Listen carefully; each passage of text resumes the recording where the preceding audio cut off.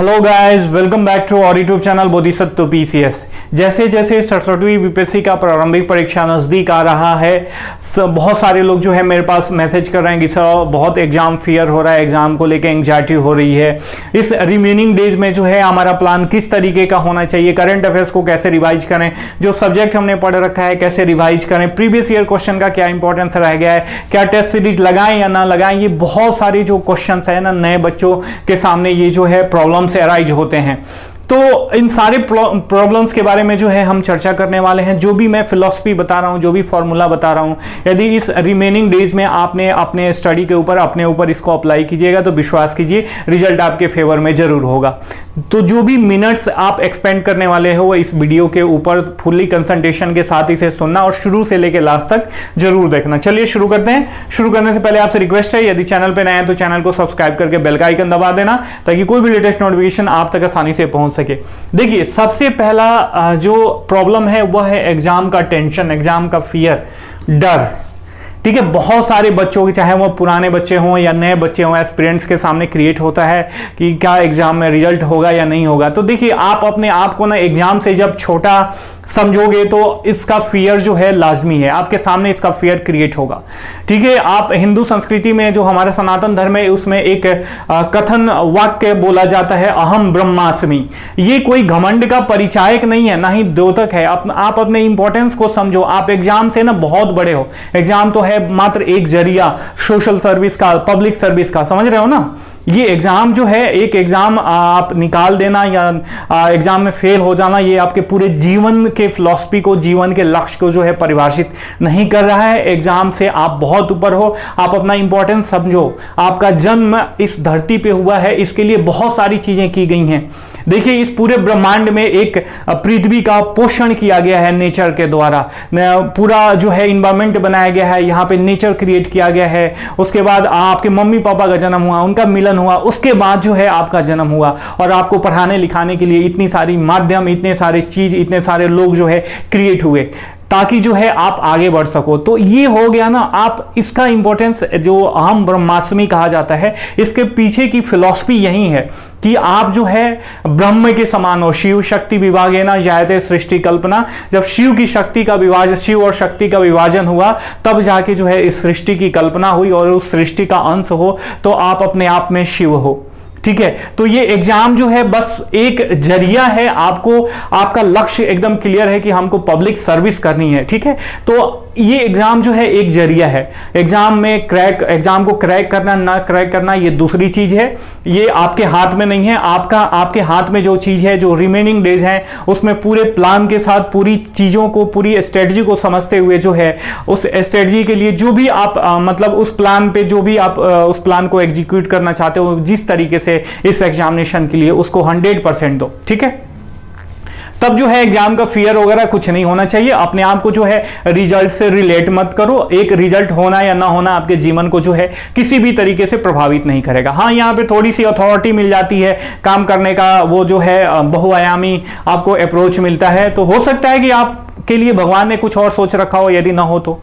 ठीक है, तो आप मतलब ये नेगेटिव पॉजिटिव दोनों सोच के लेके चलो। आपको ना इससे रिलेट नहीं करना है कि रिजल्ट होगा या नहीं होगा तो क्या होगा, या हो जाएगा तो क्या होगा, इससे कुछ नहीं। बस आपके पास जो समय बचा हुआ है, रिमेनिंग डेज बचे हुए हैं 67वीं बीपीएससी प्रारंभिक परीक्षा को लेके, इसमें 100% फोकस रहना है आपको। ठीक है, जब 100% फोकस रहोगे, और देखिए ये चीजें ना बहुत कोई भी बता देगा, लेकिन जो मैं ये फिलॉसफी बता रहा हूं, ये लाइफ चेंजिंग फिलॉसफी होने वाली है। इसको आप अप्लाई करके देखना।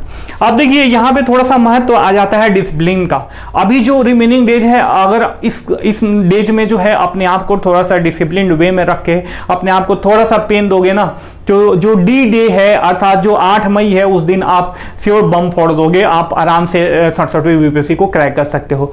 करना क्या है कि पहले तो आपको टेंशन नहीं पालना है। टेंशन, हमारे यहाँ कहा जाता है ना गांव देहात में कि चिंता और चिता में मात्र बिंदु का फर्क होता है। तो इस चीज को आप ध्यान में रखना। टेंशन लेने का मतलब हुआ आपका परफॉर्मेंस जो है डिक्लाइन हो जाएगा, आपको नींद नहीं आएगी, एंग्जाइटी रहेगी, आप ना ढंग से खाओगे ना ढंग से सोओगे, तो कंसंट्रेशन कहां से बनेगा कि आप चीजों को रिवाइज कर पाओगे।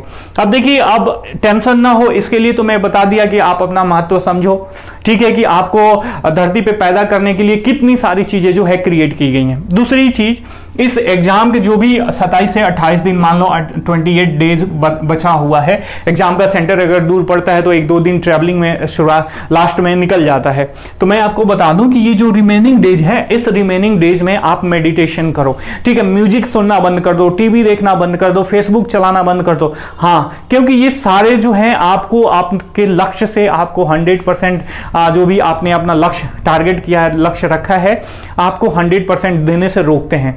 फेसबुक में देखिए, फेसबुक में आजकल बहुत लोग विद्वान बनते हैं। फेसबुक जब से आया तब से देश में जो है कुछ ज़्यादा ही नफरत फैल गया है। बहुत सारे लोग उजुल फुजुल बातें लिख देते हैं, उजुल फुजुल वीडियो डाल देते हैं। तो ये क्या होता है, आपके दिमाग में उस तरीके की एनर्जी आ जाती है, उस तरीके की भावनाएं जाग जाती हैं। तो इससे आपको बचना है। फेसबुक तो डिस्कनेक्ट कर दो, ठीक है। व्हाट्सएप के वैसे ग्रुप से जुड़े हुए हो, उजुल फुजुल के पढ़ाई लिखाई वाला जो ग्रुप है, 1-2 ग्रुप रखो, बाकी सब अगर डेड है तो उसको बंद कर दो, ठीक है। किसी का भी हो, चाहे मेरा हो या किसी का भी हो, बंद कर दो। आपको मेन जो है रिजल्ट एग्जाम को ढंग से देना है और उसको क्रैक करना है। तो इसके लिए करोगे क्या, आपको लाइट मूड रखना है। पहला लाइट फूड खाना है, जो भी फूड जो है ज़्यादा सुपाच्य हो, घर पे हो तो सुपाच्य चीज़ें खाओ, हल्की रोटी खाओ। जैसे आजकल गर्मी का दिन आ गया है, तो गर्मी के दिन में आप ये कंसीडर करो कि आप जो है मॉर्निंग सेशन में जो है स्टडी करो, ठीक है। मॉर्निंग सेशन में क्या करना है, स्टडी करना है। आप 3 बजे उठ जाओ और 3 से 10 बजे तक आप समझ लो कि 3 से 10 बजे तक 7 घंटे फुल्ली 100% दे के पढ़ाई करके दुनिया का कोई भी एग्जाम जो है क्रैक किया जा सकता है, ठीक है। उसके बाद आपका वैल्यू एडिशन होता है 7 घंटे के बाद, यदि पढ़ते हो 100% दो इसमें, ठीक है। 3 बजे से उठ के जो है 7 बजे तक 10 बजे तक जो है पढ़ाई करो। मॉर्निंग सेशन इसलिए कह रहा हूं कि आजकल गर्मी के दिन में जो है बहुत सारे लोगों के पास साधन नहीं रहता है। तो बहुत सारे लोग जो गांव देहात में होते हैं, गांव में जो है बहुत फ्रेश एयर जो है बहता है सुबह सुबह का, ठीक है। तो आप दरवाजे खोल दो, रूम की खिड़की खोल दो और आराम से जो है, आजकल तो बिजली पहुंच गई है गांव-गांव में, बिहार में भी, तो आप जो है आराम से बिजली के नीचे आराम से बैठ के शांत चित्त मन से शांत वातावरण में पढ़ाई करो 100% कंसंट्रेशन के साथ, ठीक है। उसके बाद आपको करना क्या है, मैं आपको बता दे रहा हूं। उसके बाद आपको करना क्या है, वो एक तो हो गया कि मॉर्निंग सेशन बनाओ आप अपना, ठीक है। मॉर्निंग में पढ़ाई करने की कोशिश करो। दूसरा तो हमने देख लिया कि पहले आपको लाइट फूड खाना है, जो भी रिमेनिंग डेज है इसमें काफी सुपाच्य भोजन करो। दूसरा देख लिया कि आपको जो है मॉर्निंग सेशन में स्टडी करना है।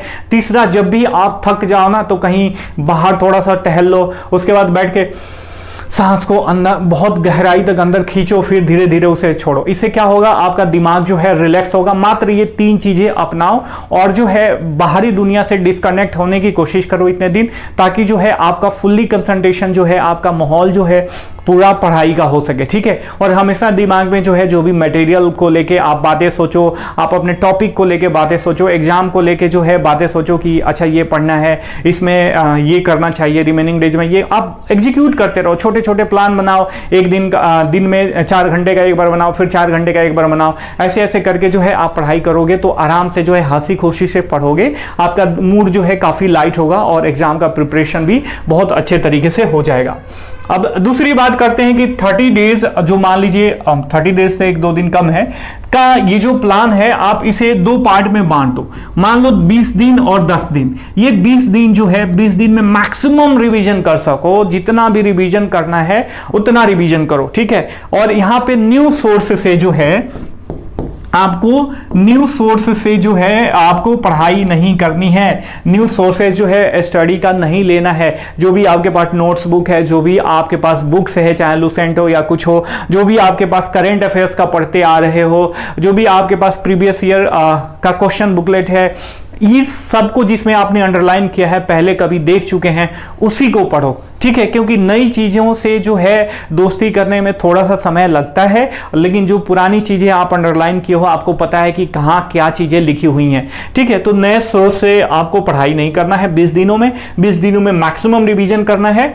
और मैक्सिमम रिवीजन करते वक्त जो है, अभी जो है आप प्रीवियस ईयर के क्वेश्चन का देखो, यहाँ पे प्रीवियस ईयर क्वेश्चन है ना, इसको देखते रहो, ठीक है। प्रीवियस, मान लो आपने साइंस कंप्लीट कर लिया, तो साइंस को जो प्रीवियस ईयर का जितने भी साइंस का क्वेश्चन है उसको देखो और उसमें देखो कि आप क्या भूल रहे हो। तो उसके लिए ना एक एरर डायरी बनाओ, ठीक है। एक एरर डायरी बनाओ और इसमें जो वो टॉपिक जो है लिखते जाओ कि यह टॉपिक जो है मेरे से भूल रहा है, या ये फलाना टॉपिक, ये इस सब्जेक्ट का दूसरे सब्जेक्ट का ये फलाना टॉपिक जो है मेरे से भूल रहा है। और जो एरर बुक होगा ना, उस एरर बुक का रिवीजन जो है ये 10 दिन में करो आप, ठीक है। तो जाके जो है आप आराम से, ये छोटी छोटी चीजें ना ये आपके परफॉर्मेंस को जो है ज्यादा इनहांस कर देती हैं। तो ये चीज आप ध्यान में रखना। 30 डेज का प्लान 2 पार्ट में ब्रेक करो आप, एक 20 डेज का बना लो, एक 10 डेज का बना लो। 20 डेज में न्यू सोर्स को नेग्लेक्ट करते हुए जो भी आप पढ़ते आ रहे हो उसको आप मैक्सिमम रिवाइज करो, और उसके बाद जो आपने एरर बुक बनाया प्रीवियस ईयर क्वेश्चन को करते हुए, तो ये रिमेनिंग 10 दिन जो है इसमें जो है उस एरर टॉपिक को रिवाइज करो और करंट अफेयर्स को जितना मैक्सिमम हो सके उतना रिवीजन करो, ठीक है। अब बात करते हैं इंपॉर्टेंस ऑफ टेस्ट सीरीज की। तो अभी जो रिमेनिंग डेज बचे हुए हैं उसमें टेस्ट सीरीज मैं कहूंगा कि आप बिल्कुल मत करो। पहले से करते आ रहे हो तो बिल्कुल मत करो। आप मैक्सिमम इस रिमेनिंग डेज में जो है 5 टेस्ट सीरीज कर सकते हो, वो भी फुल लेंथ के करने की कोशिश करो किसी बढ़िया इंस्टीट्यूट से।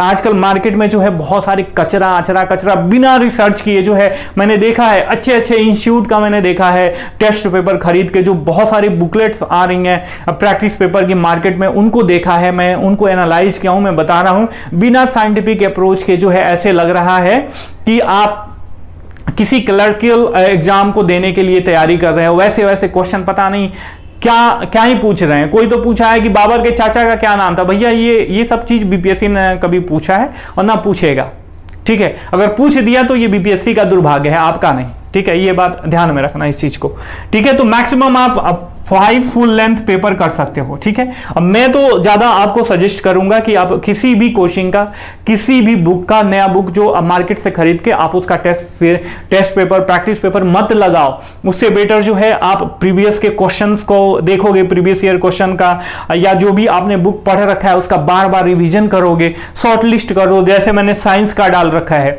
यहाँ पे देखिए राइट कॉर्नर पे आ रहा होगा सिंबल, या नीचे डिस्क्रिप्शन बॉक्स में साइंस का डाल रखा है कि आप देखोगे 39 बीपीएससी से लेके 66वीं बीपीएससी तक साइंस का एक पैटर्न है।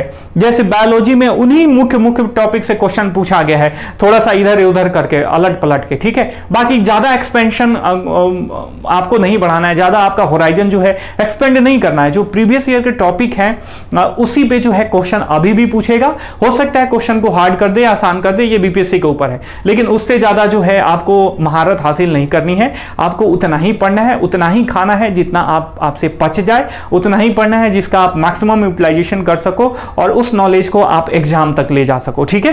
तो ये चीज समझ में आ गया कि आपको टेस्ट सीरीज नहीं करनी है। देखिए मार्केट में सब लोग जो है पैसा बनाने के चक्कर में उतरते हैं, ठीक है। ये टेस्ट सीरीज, मैं ये नहीं कर रहा हूं कि सब 100% जो है रबिश मटेरियल पब्लिश करते हैं, बहुत सारे लोग अच्छे मटेरियल भी पब्लिश करते हैं, लेकिन अभी जो है समय का डिमांड आपको नहीं करना चाहिए, ठीक है। और आपको लगता है कि आपका ज्यादा ही तैयार है, सब कुछ तैयार है, तो आप कुछ भी कर सकते हो, ठीक है। अब प्रीवियस ईयर क्वेश्चन का एनालिसिस बहुत जरूरी है। कोई भी सब्जेक्ट आप पढ़ लो, मान लीजिए, चलिए इसे मिटा देते हैं, हमारा नीचे का 2 रिमेनिंग रह गया, तो इसे ऊपर वाले को मिटा देते हैं। अब मान लीजिए आपने साइंस पढ़ लिया, ठीक है, आपने साइंस पढ़ लिया, तो साइंस आपने पढ़ लिया, तो साइंस पढ़ने के बाद 39th बीपीएससी से लेके 66वीं बीपीएससी तक अभी तक जितने भी साइंस के क्वेश्चन जो है बीपीएससी ने पूछा है उस सबको देखो।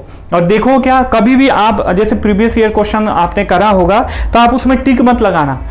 जैसे क्वेश्चन दिया रहता है, उसके बाद नीचे उसका एक्सप्लेनेशन जो भी आंसर वगैरह दिया रहता है, तो उसे हाथ से ढक के, या कोई एक प्लेट वगैरह ले लो, कुछ भी चौकोर टाइप का, उसे ढक के जो है उसको रिवाइज करने की कोशिश करो। अच्छा ये मेरे को आता है, ये मेरे को नहीं आता है, ठीक है। साइड से आपको सोर्स सुनाई दे रहा होगा, उसके लिए आप डेविएट नहीं होना, ठीक है। तो प्रीवियस ईयर के क्वेश्चन का ऐसे आप यूटिलाइजेशन कर सकते हो। उसके बाद स्टडी होराइजन के बारे में मैंने बता ही दिया है कि आपको जो है नए स्रोतों से जो है पढ़ाई नहीं करनी है, ठीक है। जो भी आप पढ़ते आ रहे हो उसी को बार बार रिवाइज करो। और एक बार अंत में मैं ये फिर से कहना चाहूंगा कि जो अहम ब्रह्माष्टमी वाला कॉन्सेप्ट है सनातन धर्म में, हिंदू कल्चर में, उस कॉन्सेप्ट को समझो, ठीक है। इसमें जो है आपको आपका महत्व बताया जा रहा है कि you are the part of God, ठीक है। हर एक आदमी में, जो हम कहते हैं ना कि हर एक आदमी में भगवान का एग्जिस्टेंस होता है, तो वही है। आपको क्रिएट करने के लिए नेचर रचा गया है, नेचर में जो भी चीज़ें हो रही हैं आपके लिए हो रही हैं, ठीक है। तो आप अपने महत्व को समझो। कोई भी एग्जाम जो है आपके जीवन से, आपके जीवन के लक्ष्य से छोटा होना चाहिए, और ये चीज़ें जो है बहुत लोग नहीं बताते, ठीक है। और हमें भी कोई बता दिया रहता है तो हम भी एटलीस्ट IAS तो बन गए होते हैं। सही बात तो ये है, क्योंकि जो नए बच्चे आ रहे हैं ना, उनको जो है वो नए एटीट्यूड के साथ आ रहे हैं, IIT MBA किए हुए, बड़े बड़े इंस्टीट्यूट से पढ़े हुए, तो वहाँ का जो स्टडी का कल्चर है, वहाँ का जो इन्वायरमेंट है, उनकी स्कूलिंग है, बहुत ज़्यादा स्ट्रांग हो रही है। उनको आत्मविश्वास में कोई कमी नहीं है, उनको डर वगैरह नहीं लगता, उनके पास बहुत सारे विकल्प होते हैं, ठीक। उनको पता है कि जीवन का उद्देश्य क्या है, बस एक ये मात्र जरिया है BPSC क्रैक करना। आपको पब्लिक सर्विस करनी है, बिहार को ऊंचा ले जाना है, तब आप आए हो, तो आपको किसी भी तरीके से कोई भी टेंशन नहीं होना चाहिए। अगर आपका लक्ष्य दूसरा है कि आप सोच रहे होगे कि ये कर लूंगा तो उसको मारूंगा, उसको करूंगा, इतना दहेज ले लूंगा, ये कर लूंगा, तो ये सब नहीं सोचना चाहिए, मेरा नाम हो जाएगा, ये सब नहीं सोचना चाहिए। ये जो एग्जाम्स हैं नेम फेम के लिए नहीं बने हैं। बड़े बड़े IAS अधिकारी IAS का एग्जाम क्रैक करने के बाद आपने देखा होगा घरेलू झगड़ों के चलते जो है आत्महत्या कर लेते हैं।